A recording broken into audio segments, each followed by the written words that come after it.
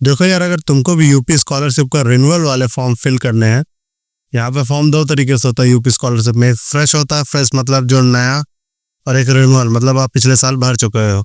तो रिन्यूअल में आएंगे आपका क्लास 10th, क्लास 12th और ग्रेजुएशन का सेकेंड ईयर या फाइनल ईयर।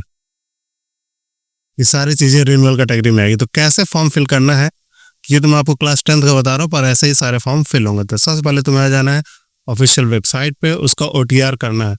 अब OTR करना कैसे, इसके लिए तुम्हें मेरे चैनल पे एक वीडियो मिल जाएगी, लिंक डिस्क्रिप्शन में और आई बटन में मिल जाएगा, पर फिर भी मैं तुमको यहाँ पे एक बार एक शॉर्ट में बता दे रहा हूँ। तो तुम्हें सबसे पहले जाना है ऑफिशियल वेबसाइट पे OTR वाले में। यहाँ पे आप आओगे तो कैटेगरी आपको सेलेक्ट करना है, कौन सी कैटेगरी में आप आते हो, OBC, जनरल, SC जो भी आते हो आपको यहाँ पे सेलेक्ट करना है। उसके बाद तुमको मोबाइल नंबर यहाँ पे डालना है। मोबाइल नंबर तुमको वही डालना है जो तुम्हारे आधार में वेरीफाई हो। उसके बाद तुमको ये डालने के बाद कैप्चा फिल करना है। जैसे कैप्चा फिल करोगे तुम्हारे फ़ोन में एक OTP जाएगी, उस OTP को तुमको यहाँ पे सबमिट करना और कैप्चा फिल करके वेरीफाई OTP पे क्लिक कर देना।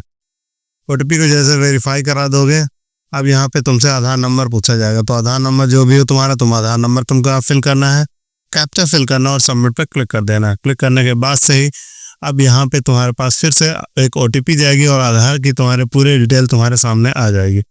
तो उस OTP को तुमको यहाँ पे फिर से फिल करना और अपनी आधार की डिटेल को पूरी तरीके से वेरीफाई करा देना है।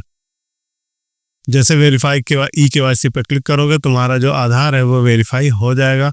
उसके बाद आगे यहाँ पे तुमको अपने पिताजी का नाम, माताजी का नाम फिल करना है। ईमेल अगर आप डालना चाहे तो आप डाल सकते हैं, कंपलसरी नहीं है। उसके बाद तुमको अपना कैप्चा फिल करके सबमिट पर क्लिक कर देना है। क्लिक करने के बाद तुम्हारे सामने एक पेज जनरेट होगा जहाँ पे तुम्हारा OTR नंबर लिखा होगा। उस OTR नंबर को चाहो तो प्रिंटर हो तो प्रिंट करके रख सकते हो, या फिर कहीं नोट डाउन कर सकते हो अगर तुम्हारे पास प्रिंटर नहीं है तो। इसको नोट डाउन कर लेना और इसके बाद यहाँ पे जाना तुम्हें सीधे लॉगिन वाले पेज पे।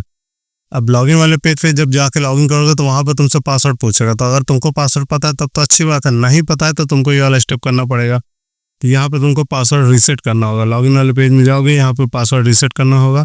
तो पासवर्ड रीसेट करने के लिए आपको बताना पड़ेगा कि आपका फॉर्म रिन्यूअल कैटेगरी में है और किस क्लास का है, उसके हिसाब से प्री मैट्रिक या पोस्ट मैट्रिक का ऑप्शन देता है।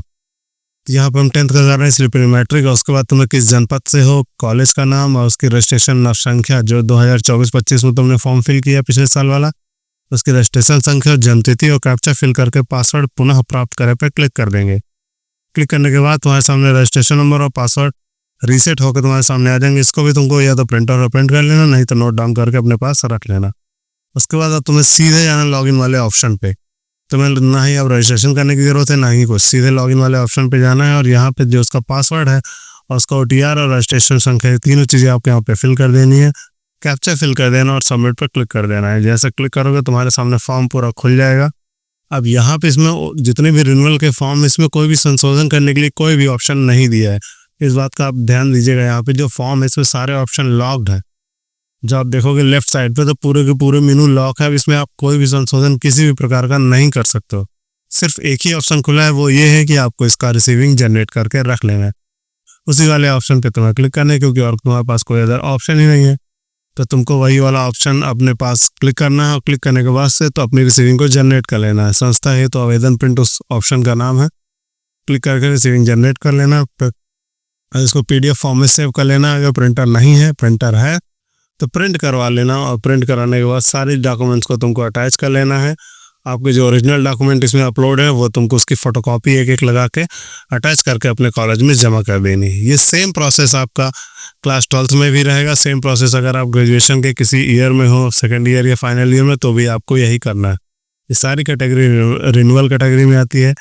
और जो फ्रेश का जो फॉर्म होता है, फ्रेश कैटेगरी के जो फॉर्म होते हैं वो कैसे फिल करना उसकी वीडियो तुम्हें अलग से बताऊंगा।